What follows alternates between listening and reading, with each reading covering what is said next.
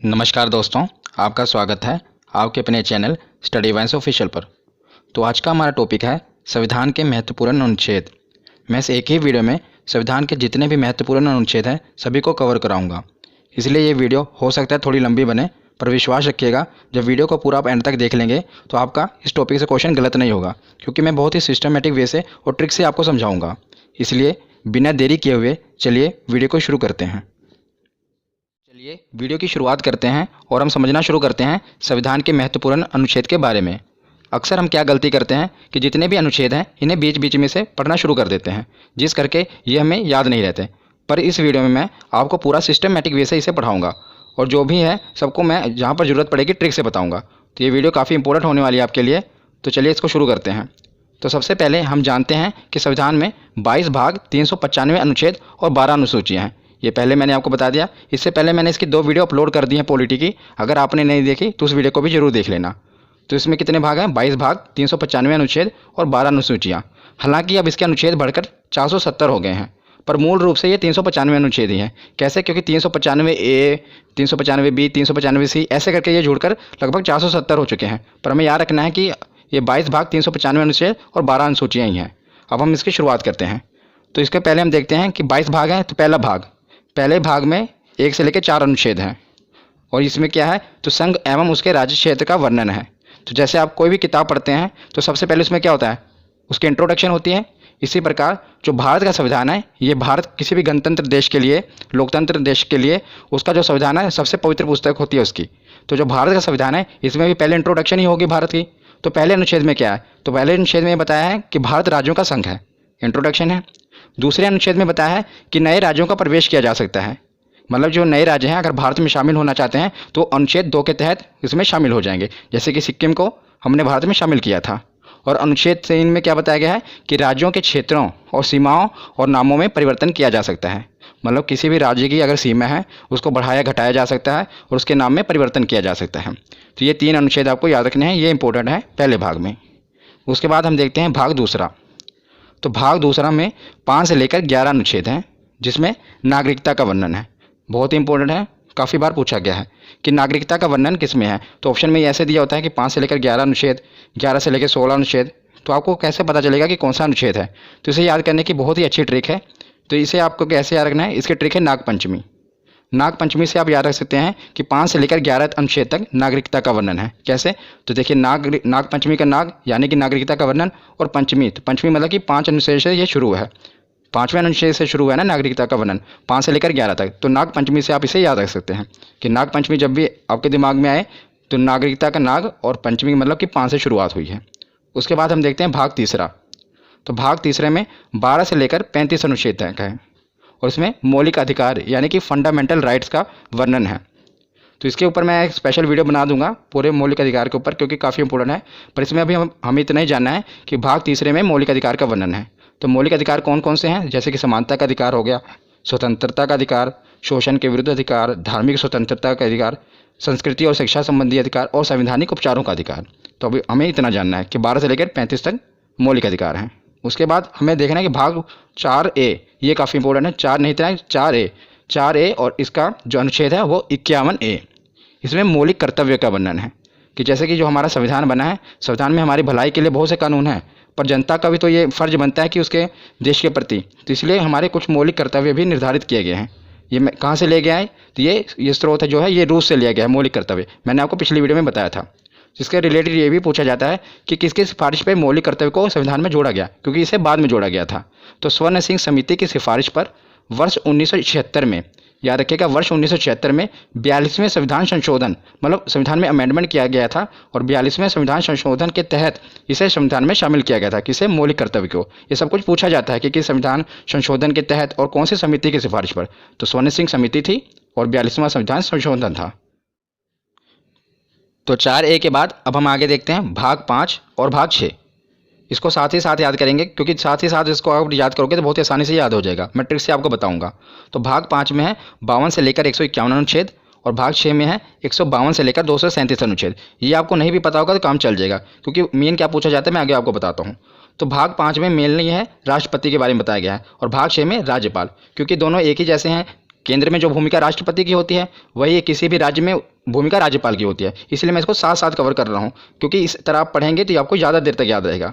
तो राष्ट्रपति का सबसे ज़्यादा इंपॉर्टेंट अनुच्छेद 52, इतनी बार एग्जाम में पूछा गया, हर बार शिफ्ट में पूछा ही जाता है कि राष्ट्रपति का पद किस अनुच्छेद में वर्णन है, तो अनुच्छेद 52 में। तो इसको आप याद कैसे करेंगे, तो मैं इसको आपको याद करने का तरीका बताता हूँ। तो इसको याद करने की एक ट्रिक है, देखिए अगर आप कोई चीज़ इमेज से याद करते हैं ना तो वो आपके माइंड में ज़्यादा देर तक रहती है, सब कॉन्शियस माइंड में आपके बैठ जाती है और वो चीज़ आप ज़्यादा देर तक याद रख सकते हैं। इसलिए मैं आपको इसे इमेज से याद कराऊंगा। तो आप देख रहे हैं ना अनुच्छेद 52 है, इसी डिजिट से हमें याद होगा राष्ट्रपति पद के बारे में।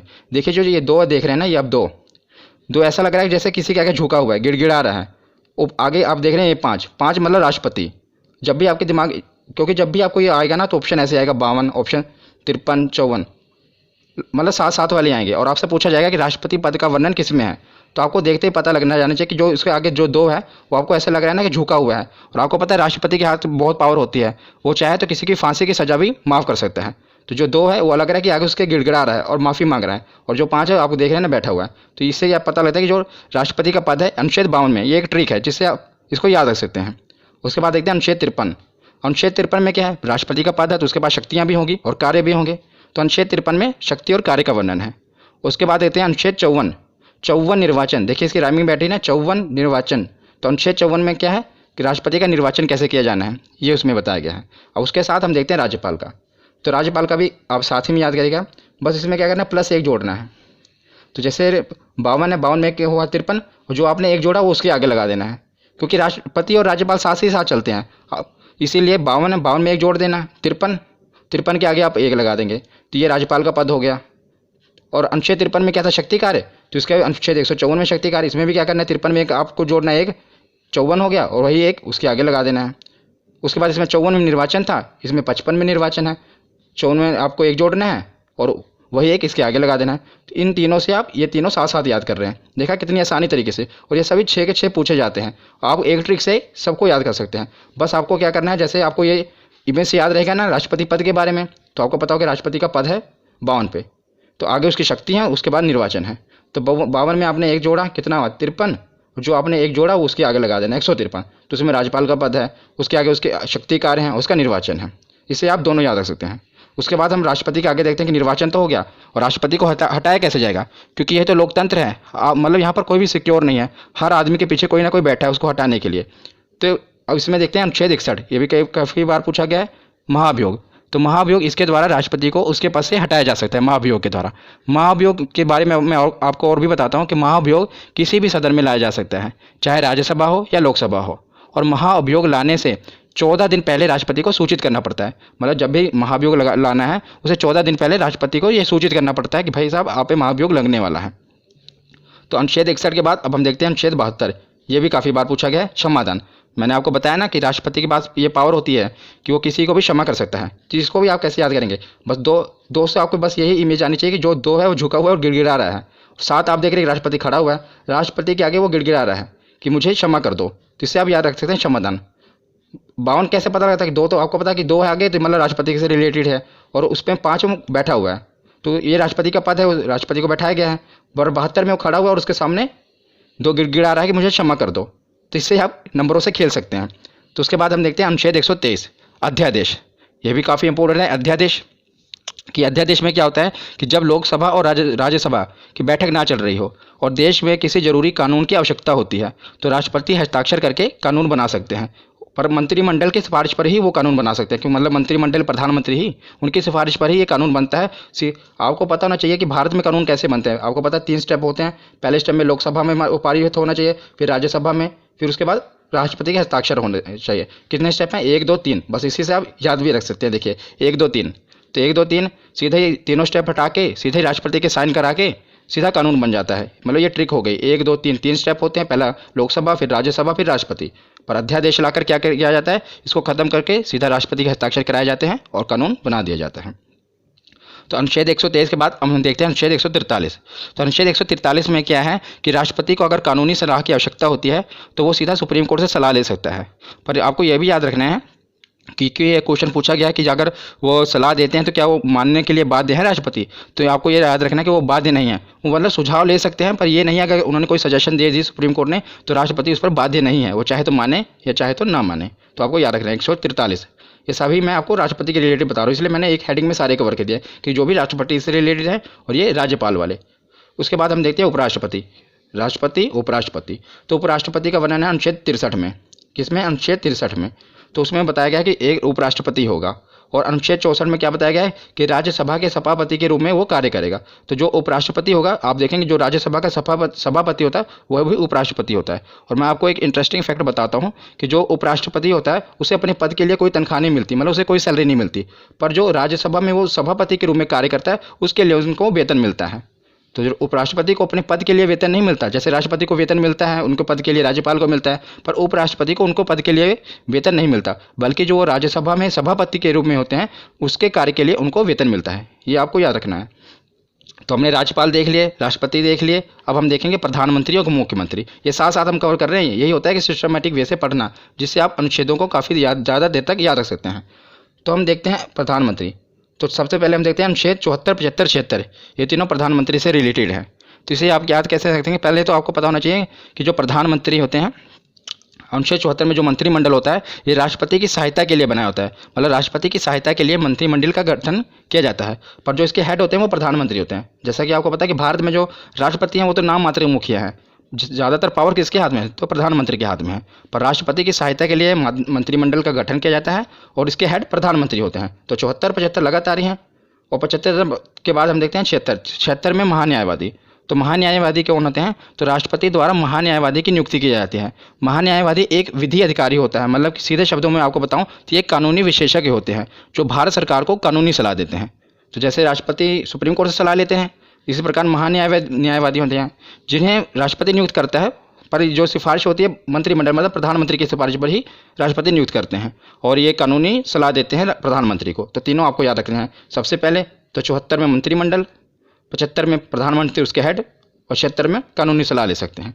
उसी प्रकार जैसे प्रधानमंत्री है केंद्र के लिए, तो राज्य के लिए कौन होता है? मुख्यमंत्री, उसका मुखिया होता है।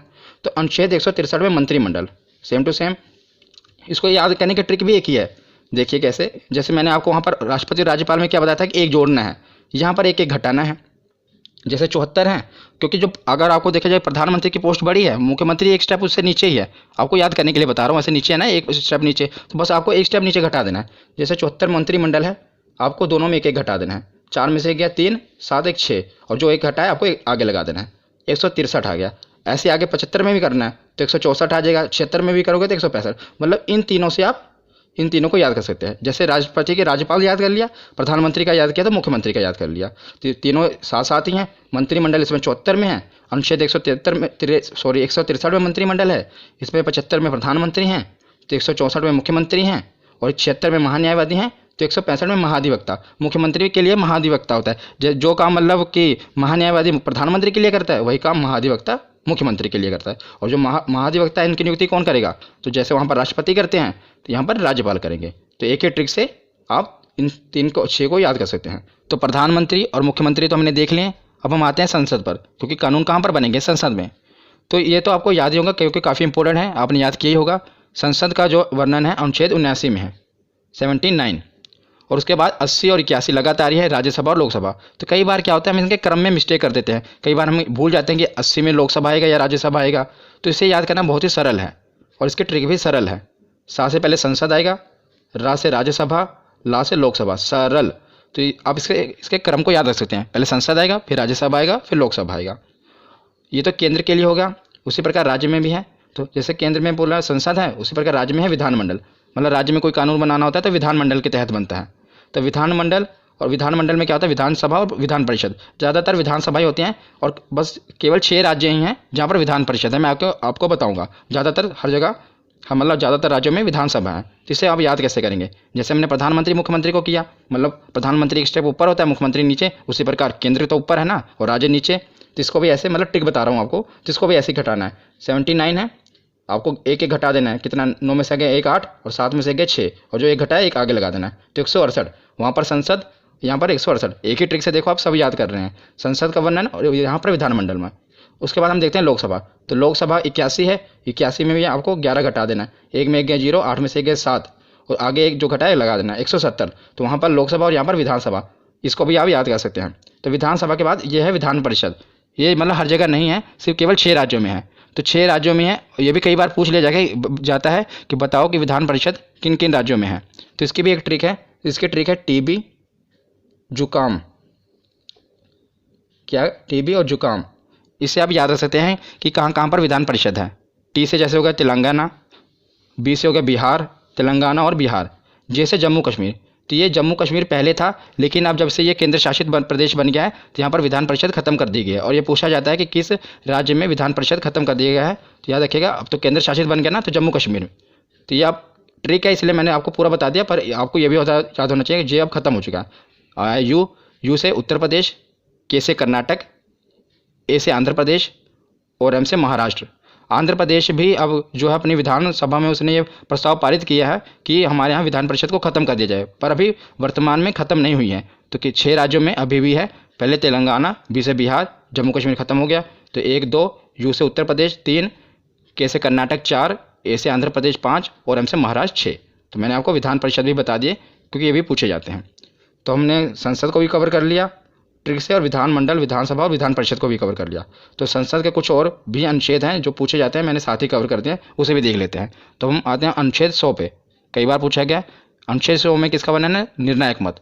निर्णायक मत क्या होता है कि मतलब कि अगर यदि लोकसभा में किसी मुद्दे पर वोटिंग हो रही है और जो वोटिंग है वो बराबर हो जाए, यानी कि निर्णय ना हो पा रहा हो, तो उस समय क्या होता है कि अध्यक्ष महोदय अपना निर्णायक मत देंगे। तो अध्यक्ष महोदय जिस पे अपना मत दे देंगे उसे ही पारित कर लिया जाएगा। मान लीजिए कि वो हाँ के पक्ष में अपनी वोट दे रहे हैं तो कानून को पारित कर दिया जाएगा, ना के पक्ष में अपनी वोट दे रहे हैं तो कानून को पारित नहीं किया जाएगा। मतलब जबकि इसको याद रखना भी आसान है। देखिए 100 है ना, मतलब जब भी 50-50 बात आ जाए कि ना कानून का निर्णय ना हो पा रहा, 50-50 बात आ जाए, 50-50 होते हैं, तो एक वोट जो वहाँ पर अध्यक्ष महोदय हैं उनका निर्णायक मत माना जाएगा। तो अनुच्छेद 100 में निर्णायक मत का वर्णन है। 100 के बाद देखते हैं अनुच्छेद 108। तो अनुच्छेद 108 में संयुक्त अधिवेशन कब बुलाया जाता है मैं आपको बताता हूँ। मान लीजिए लोकसभा में कोई चीज़ पे बिल पर बहस चल रही है और कोई निर्णय नहीं लिया जा पा रहा है, तो क्या किया जाता है कि लोकसभा में बिल अटका पड़ा है और राज्यसभा में भी अभी पहुंचा नहीं, तो लोकसभा और राज्यसभा के दोनों की संयुक्त अधिवेशन बुलाया जाता है। ये राष्ट्रपति बुलाते हैं जब वो बहुत ही मतलब जरूरी हो कानून बनाना, तो लोकसभा और राज्यसभा दोनों को बुलाया जाता है, इसलिए संयुक्त अधिवेशन किसमें है? 108 में। उसके बाद देखते हैं अनुच्छेद 110 और अनुच्छेद 117 दोनों आपको याद रखने हैं। 110 में धन अधिवेशन और 117 में वित्त विधेयक। इसको धन विधेयक भी कहते हैं, धन विधेयक और वित्त विधेयक।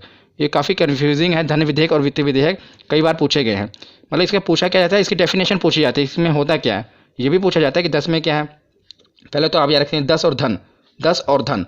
110 में धन अधिवेशन और 117 में विधेयक, धन विधेयक और वित्त विधेयक। तो धन विधेयक क्या होता है, सरल भाषा में आपको बताता हूँ कि सरकार की धन लाने की प्रक्रिया को धन विधेयक कहते हैं। मतलब सरकार की धन जुटाने की प्रक्रिया को धन विधेयक कहते हैं और जुटाए हुए धन को विकास पर खर्च करने की प्रक्रिया को वित्त विधेयक कहते हैं। ये सरल शब्दों में है। और अब मैं आपको थोड़ा और इसको डिफाइन करूं तो जैसे आपको पता है विधेयक 2 प्रकार के होते हैं, धन विधेयक और वित्त विधेयक। धन विधेयक सबसे पहले लोकसभा में प्रस्तुत किया जाता है, ये आपको याद रखना है कि सबसे पहले से कहाँ प्रस्तुत किया जाता है, लोकसभा में प्रस्तुत किया जाता है। और धन विधेयक होता क्या है, जब सरकार को टैक्स से रिलेटेड कोई बिल लाना है, मतलब टैक्स घटाना है बढ़ाना है, तो उसे धन विधेयक कहेंगे। और सरकार को बोरोइंग यानी कि कर्ज लेना है, तो जो बिल होगा, जो कर्ज लेने के लिए जो बिल पेश किया जाएगा उसे धन विधेयक कहेंगे। मतलब धन जुटाना ही है ना, बोरोइंग करना, कर्ज लेना है। और जो उस कर्ज लिए हुए धन को, मतलब जो भी सरकार ने धन जुटाया है उसको खर्चा करना है, पुल बनाना है, सड़कें बनानी है, तो वो वित्त विधेयक में होगा। तो याद रखिएगा धन विधेयक और वित्त विधेयक ये दोनों साथ साथ हैं। 110 में धन विधेयक है और 117 में वित्त विधेयक है। उसके बाद हम देखते हैं 112 बजट। 12 देखिए, इसको राइमिंग से आप याद सकते हैं, 12 बजट 2 बार बोलेंगे, याद रखेगा। अनुच्छेद 112 बजट। ये भी आपको बजट पता ही होगा कि एक साल का पूरा मतलब जो लेखा जोखा होता है सरकार की, यहाँ पर खर्च करेगी, कहाँ से इनकम आएगी, सब बजट में पेश किया जाता है। मतलब उसमें और 112 के बाद है अनुच्छेद 116। तो जब सरकार बजट पेश करती है तो कई कुछ खर्चे उसमें रह जाते हैं, जो कुछ खर्चों का वर्णन है फिर सरकार बाद में क्या कहते हैं, ये तो नहीं करेगी, बाद में 1 साल के बाद फिर बजट आएगा तब पेश करेगी। बीच में बजट से नहीं होता, उसके बीच में ही अलग से बिल के रूप में लाकर संक्षेप में एक बिल पास करा लिया जाता है, जिसे लेखानुदान कहते हैं। तो इस पहले बजट पेश होगा, बजट में अगर मतलब कुछ रह गया, कुछ खर्चे का वर्णन नहीं है, तो लेखानुदान में अनुच्छेद 116। तो आपको ये याद रखना है।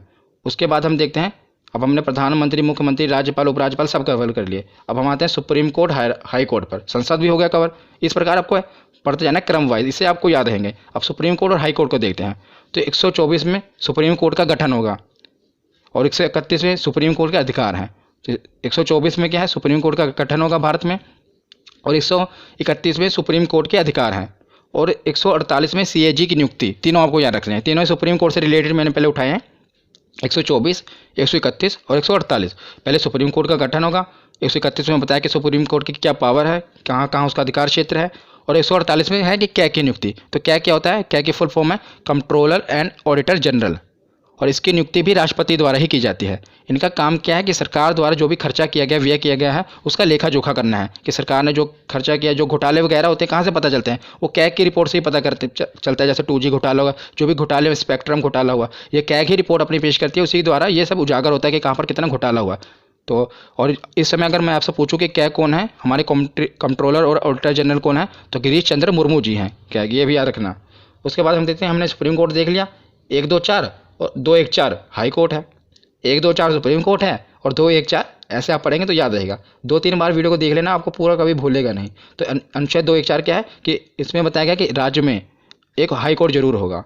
और अनुच्छेद 2, 1, 6 में बताया गया है कि हाई कोर्ट का गठन करना है।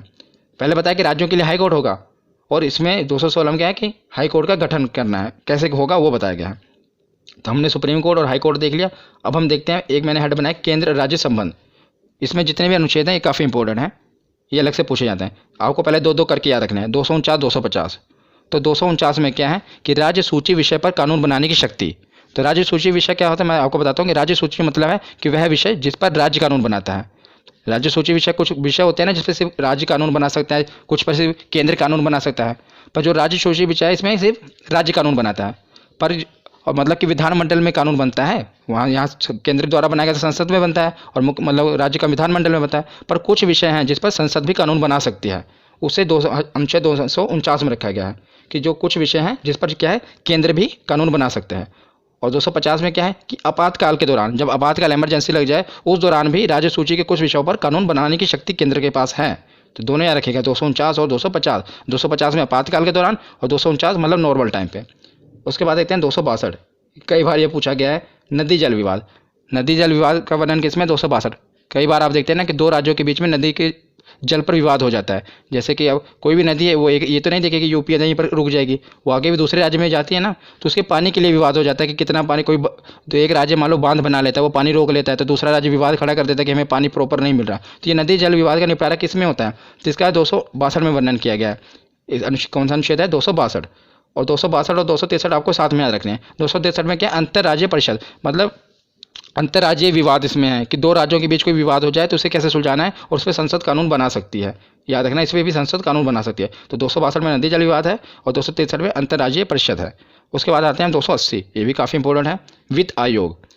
तो 280 में क्या है, वित्त आयोग है। तो वित्त आयोग का काम क्या है, केंद्र और राज्यों के बीच जो कर का वितरण करना है, जो टैक्स है उसका वितरण करना है केंद्र और राज्य के बीच में। इसमें 15वां वित्त आयोग चल रहा है, याद रखिएगा। और जो 15वें वित्त आयोग है, इसके अध्यक्ष कौन है, तो इसके अध्यक्ष हैं NK सिंह। इंपॉर्टेंट है, याद रखिएगा। जो वित्त आयोग है इसके अध्यक्ष कौन है, तो NK सिंह है, और 15वां वित्त आयोग है। उसके बाद हम चलते हैं 312। तो 312 अनुच्छेद में क्या है, आर्टिकल में अखिल भारतीय सेवा। अखिल भारतीय सेवा का दिन क्या क्या आता है, आपको पता होगा, 3 चीज़ें आते हैं, एक IAS, एक IPS और एक IAFS। और ज़्यादा जोर देना IAFS पे, क्योंकि यहीं पर आपसे गलती होगी। क्या गलती होगी, क्वेश्चन ये आया था कि अखिल भारतीय सेवा में निम्नलिखित कौन सी सेवाएं आती हैं। तो आपको 4 ऑप्शन दिए हैं, एक IAS, एक IPS, एक IAFS, और IAFS 2 बार दिया होगा, मतलब फुल फॉर्म दी होगी। एक IAFS की फुल फॉर्म होती है इंडियन फॉरेस्ट सर्विस, और एक होती है इंडियन फॉरेन सर्विस। तो याद रखिएगा, जो ये वाला IAFS है उसमें है इंडियन फॉरेस्ट सर्विस, कौन सा, वन विभाग वाला। तो यह बहुत इंपॉर्टेंट है, क्वेश्चन भी पूछा गया, इसलिए मैं आपको बता रहा हूँ कि जो अखिल भारतीय सेवा में ये जो IAFS आ रहा है, ये इंडियन फॉरेस्ट सर्विस वाला है, ना कि फॉरेन सर्विस वाला, ये आप याद रखिएगा। उसके बाद आते हैं 315। तो संघ एवं राज्य के लिए लोक सेवा आयोग, मतलब कि जो UPSC के एग्जाम होते हैं, आपको पता नहीं UPSC का वर्णन किस में है, 315 में। राज्य संघ के लिए मतलब केंद्र के लिए, और राज्य के लिए PCS, कई राज्यों में इसका PSC भी कहा जाता है और PCS। तो इसका वर्णन कहाँ पर है, अनुच्छेद 315 में। 312 में अखिल भारतीय सेवा, जिसमें 3 सेवाएं आती हैं, और 315 में UPSC का। तो केंद्र और राज्य के बाद अब हम आते हैं, हमने संसद भी देख लिया, प्रधानमंत्री, मुख्यमंत्री सब कुछ हो गए। अब आते हैं निर्वाचन में, मतलब चुनाव भी तो होने जरूरी है, तभी तो सब चुने जाएंगे। तो निर्वाचन आयोग, तो अनुच्छेद 324 के तहत निर्वाचन आयोग का गठन किया गया, इलेक्शन कमीशन का, किसके तहत, 324। तो उसके बाद आते हैं राजभाषा, और अनुच्छेद 343 के तहत हिंदी हमारी राज्य भाषा है। याद रखिएगा, राज्य भाषा कहा है मैंने, राष्ट्रभाषा नहीं। अनुच्छेद 343 के तहत हिंदी जो हमारी है राजभाषा है। और कौन सी लिपि, तो देवनागरी लिपि है। उसके बाद ये है सबसे मोस्ट इंपॉर्टेंट, आपातकाल। हर बार पूछे जाते हैं एग्जाम में, और तीनों याद करने भी बहुत ही सरल हैं। 352, उसमें 4 जोड़ा 356, उसमें 4 जोड़ा 360, 52 4 56 4 60। तो 352 में क्या है, राष्ट्रीय आपातकाल। तो 352 में क्या है, राष्ट्रीय आपातकाल। जब देश में राष्ट्रीय आपातकाल कब लगता है, जब देश में दूसरे देश से युद्ध हो जाए और या कोई आंतरिक विद्रोह हो जाए, पूरे अपने भारत में देश में आंतरिक विद्रोह बड़े पैमाने पर हो जाए, तब राष्ट्रीय आपातकाल लगा दिया जाता है। इंदिरा गांधी के समय भी लगा था, इमरजेंसी लगी थी ना। तो जब देश में दूसरे देश से या तो युद्ध हो रहा हो, जैसे चाइना के साथ युद्ध हो, उस समय इमरजेंसी लगी थी, या पूरा आंतरिक विद्रोह हो गया हो बड़े पैमाने पर, तब राष्ट्रीय आपातकाल लगता है। और 352 के बाद 356 में क्या है, राष्ट्रपति शासन। जब किसी राज्य की मतलब संसदीय व्यवस्था पूरी तरह खत्म हो जाए तो वहाँ पर राष्ट्रपति शासन लग जाता है। और किसी राज्य की सरकार भी गिर जाए और जब तक चुनाव ना, तब भी आपको पता है राष्ट्रपति शासन लगा दिया जाता है। तो 52 में राष्ट्रीय आपातकाल पूरे भारत में, और 56 में राष्ट्रपति शासन। और 56 के बाद आता है 360, वित्तीय आपातकाल। तो वित्तीय आपातकाल क्या है, जब देश की इकोनॉमिकल कंडीशन, आर्थिक जो व्यवस्था है बहुत ख़राब हो जाए, तब वित्तीय आपातकाल लग जाता है। पर याद रखिएगा, अभी तक भारत में एक बार भी वित्तीय आपातकाल नहीं लगा है। तो आपसे एक क्वेश्चन पूछा जा सकता है कि बताइए कि निम्नलिखित में से कौन सा आपातकाल अभी तक नहीं लगा है। तो याद रखिएगा 360 में जो है वित्तीय आपातकाल भारत में अभी तक नहीं लगा है। राष्ट्रपति शासन तो बहुत बार लग चुका है और राष्ट्रीय आपातकाल भी लग चुका है, लेकिन अभी तक वित्तीय आपातकाल नहीं लगा है। उसके बाद हम सकते हैं कि संविधान तो बन गया, लेकिन संविधान में संशोधन भी होना जरूरी है कि नए, अगर मान लो कोई बदलाव करना है, वो भी तो जरूरी है। और मैंने पिछली वीडियो में जो संविधान के स्रोत हैं, मतलब कहाँ कहाँ से संविधान लिया गया है, पूरा स्पेशल आपको ये बताया कि जो संविधान का संशोधन है कहाँ से लिया गया था, आपको याद होगा। तो अगर आपने पिछली वीडियो देखी होगी तो साउथ अफ्रीका से लिया गया था कि संविधान में संशोधन किया जाना है। तो आपने अगर वो वीडियो नहीं देखी तो देख लेना। तो अनुच्छेद 368 में है कि संविधान में संशोधन किया जा सकता है। इसका वर्णन किस में है, अनुच्छेद 368, 326 628 368 में। अब कुछ लास्ट बच्चे हैं, अन्य महत्वपूर्ण है, इससे भी हम पढ़ लेते हैं क्योंकि बाकी सब हेड के अंदर थे। मैंने राष्ट्रपति के अंदर कुछ था, कुछ मुख्यमंत्री के, ये कुछ बचे हुए थे और ये पूछे गए, इसलिए मैंने इसे अलग से कवर कर लिया। बस लास्ट ही है। तो अनुच्छेद 17 में है अस्पृश्यता का अंत, मतलब कि छुआछूत का अंत। ये किसमें है, अनुच्छेद 17 में, आर्टिकल 17। उसके बाद आता है अनुच्छेद 29। तो 29 में क्या है, अल्पसंख्यक हितों का संरक्षण। काफ़ी बार पूछा गया है कि प्रोटेक्शन ऑफ माइनॉरिटी, अल्पसंख्यक हितों का संरक्षण किसमें है, तो अनुच्छेद 29 में है। तो इसे आप कैसे याद रख सकते हैं, बस उन्हीं नंबरों से खेलिए। 29 धोगी में तो मैंने आपके दिमाग में फिट कर दी, क्या है कि आदमी गिड़गिड़ा रहा है, झुका हुआ है। देखिए, जब तक अल्पसंख्यक थे पहले उनके लिए कोई कानून नहीं था, बेचारे झुके हुए थे। तो जैसे उनके लिए कानून आया वो खड़े हो गए थे। नो क्या बता रहा है आपको कि वो पूरा एकदम सीना तान के खड़ा है, पहले गिड़गिड़ा रहे थे। तो ये इससे मतलब अनुच्छेद जो 29 है अल्पसंख्यक के हितों का संरक्षण करने के लिए है। नंबर से आप खेलिए, इससे आपको याद रहेगा। 29 के बाद देखते हैं अनुच्छेद 40। 40 में क्या है कि पंचायत राज प्रणाली, इसका वर्णन अनुच्छेद 40 में है। अब लास्ट में देखते हैं अनुच्छेद 32, मोस्ट इंपॉर्टेंट है। क्यों इंपॉर्टेंट है मैं आपको बताता हूँ। अनुच्छेद 32 के पहले ये जान लेते हैं। तो संवैधानिक उपचारों का अधिकार, और इसे heart and soul of Indian constitution भी कहा जाता है। Heart and soul of Indian constitution इसे क्यों कहा जाता है, तो अनुच्छेद 32 में ये कहा गया है अगर किसी भी आदमी का, चाहे आम आदमी हो, और उसके अगर फंडामेंटल राइट्स यानी कि मौलिक अधिकारों का हनन हो रहा हो, तो सीधा इसके लिए वो केस सुप्रीम कोर्ट में फाइल कर सकता है। तो इसके खिलाफ मतलब केस में कहाँ, डायरेक्ट सुप्रीम कोर्ट में जा सकता है अगर उसके मौलिक अधिकारों का हनन हो रहा हो। इसलिए इसे heart and soul of Indian constitution कहा गया है। किसे, आर्टिकल 32। तो ये वीडियो आज यहीं पर ख़त्म होती है। कैसी लगी आपको ये वीडियो, कमेंट सेक्शन में ज़रूर बताना। धन्यवाद।